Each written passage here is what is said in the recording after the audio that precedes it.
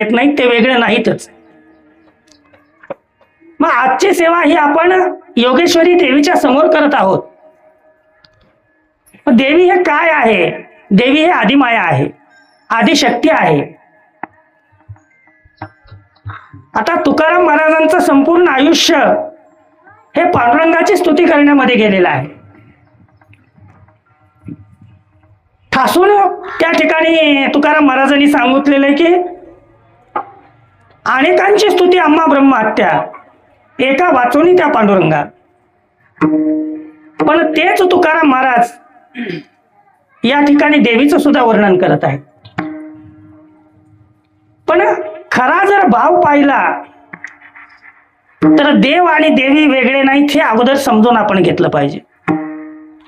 कारण माया आणि ब्रह्म, ब्रह्म त्याची माया, माया त्याची ब्रह्म, अंग आणि छाया जैसा परी. जसं आपण आपली सावली कधीही वेगळी होऊ शकत नाही, जशी आपल्या सोबत आपली सावली चलते तसं या ब्रह्मासोबत माया असते.